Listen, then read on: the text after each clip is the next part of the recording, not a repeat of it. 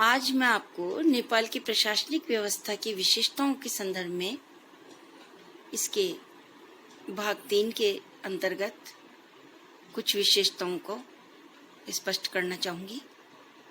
गत व्याख्यान में मैंने प्रशासनिक व्यवस्था की कुछ विशेषताओं के बारे में चर्चा की, जैसे कि नेपाल की प्रशासनिक व्यवस्था में संघात्मक शासन है, विधि का शासन है, प्रशासन पर राजनीतिक नेतृत्व है, उत्तरदायी शासन है इत्यादि प्रवृत्तियां नेपाल के प्रशासन में विद्यमान है। उसी क्रम को आगे बढ़ाते हुए मैं बताना चाह रही हूँ कि प्रशासन में केंद्रीकरण की प्रकृति भी है, अर्थात कुछ समय के लिए नेपाल में एकात्मक शासन व्यवस्था होने के कारण संपूर्ण वैधानिक शक्तियां केंद्रीय सरकार के पास थी। हर छोटे या बड़े प्रशासनिक निर्णय इसी स्तर पर लिए जाते थे। नवीन संविधान के तहत नेपाल में संघात्मक व्यवस्था अपनाई गई है, लेकिन प्रशासन केंद्रीयकरण की प्रकृति से दूर नहीं हो सकता है। केंद्रीय सरकार के पास अभी राज्यों की तुलना में शक्तियां अधिक हैं। साथ ही विषय अति महत्व के हैं। देश की आर्थिक उन्नति के लिए नियोजित अर्थव्यवस्था को अपनाया गया है। आर्थिक नियोजन ने केंद्र के कार्यों में वृद्धि की है। आर्थिक नियोजन स्वतः केंद्रीयकरण को बढ़ावा देता है। योजना बनाते समय यह बिल्कुल ही एक तरफ कर दिया जाता है तथ्य कि विषय केंद्र सरकार का है या राज्य सरकार का या फिर स्थानीय संस्था का। योजना के लक्ष्य निर्धारित किए जाते हैं, जिन्हें प्राप्त करने हेतु प्रशासन से सहयोग की अपेक्षा की जाती है। आर्थिक रूप से राज्यों की स्थिति कमजोर है और वे केंद्र से सहायता प्राप्त करते हैं। भारत, चीन, ब्रिटेन, अमेरिका आदि देशों से आर्थिक सहायता केंद्रीय सरकार को प्रदान की जाती है और आवश्यकता अनुसार केंद्र सरकार राज्यों को आर्थिक सहायता आवंटित करता है। इस प्रकार सारांश में हम कह सकते हैं कि प्रशासन में केंद्रीयकरण की प्रवृत्ति है।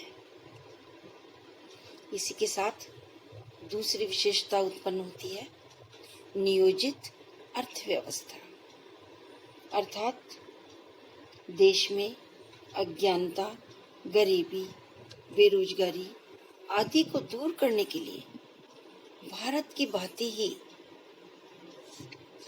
आर्थिक नियोजन को अपनाया गया है। सरकार द्वारा समय समय पर योजनाएं बनाकर उसके अनुसार कार्य संपन्न किए जाते हैं, ताकि समाज का बहुमुखी विकास संभव हो सके।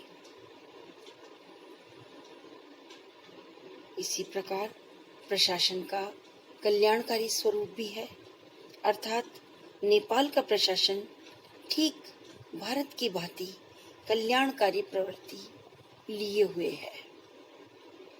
प्रशासन द्वारा अनेक योजनाएं व कार्यक्रम बनाकर उन्हें क्रियान्वित किया जाता है, ताकि समाज का आर्थिक, सामाजिक, सांस्कृतिक, शैक्षणिक आदि विकास हो सके।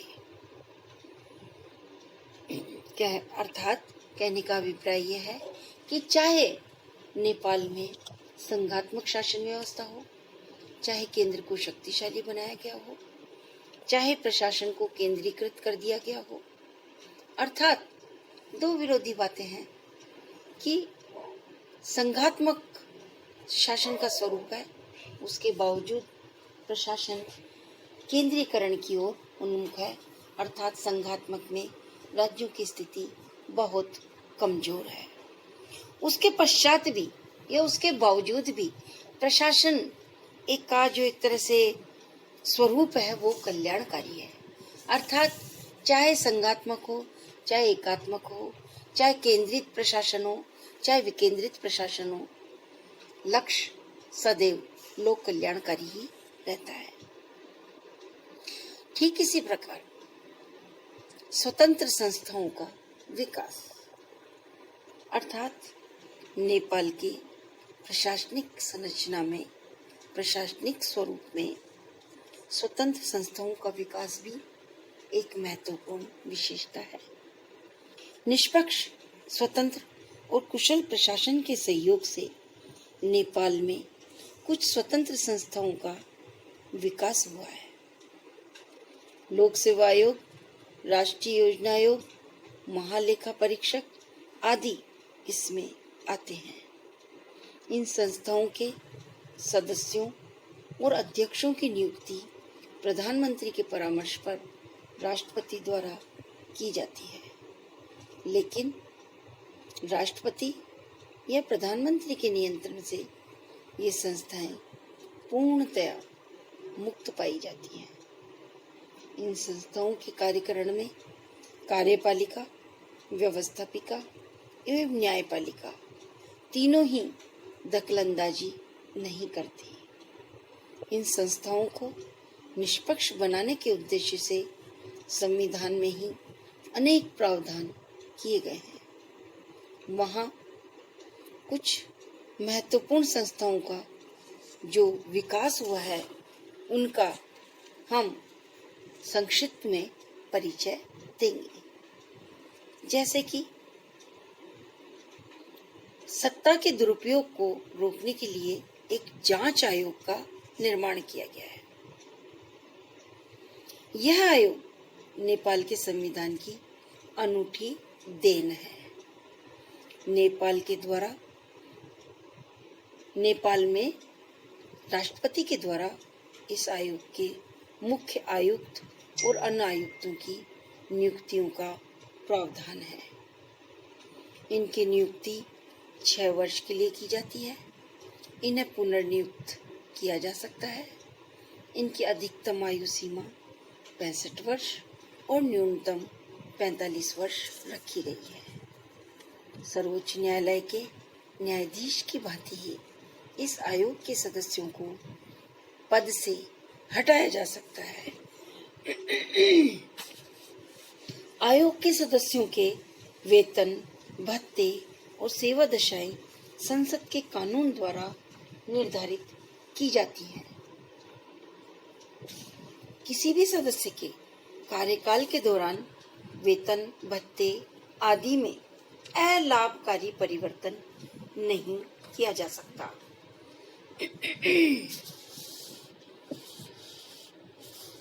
आयोग से अवकाश ग्रहण करने के पश्चात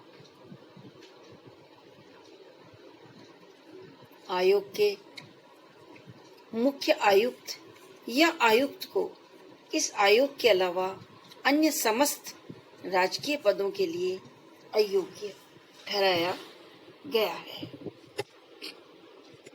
इस प्रकार यह स्पष्ट है कि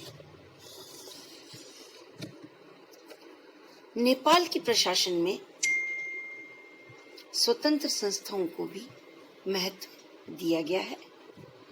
यह जो आयोग का गठन किया गया है, इसका प्रमुख कार्य प्रशासन में प्रशासकों के द्वारा जनता के विरुद्ध सत्ता के दुरुपयोग को जांच करने के लिए बनाया गया है।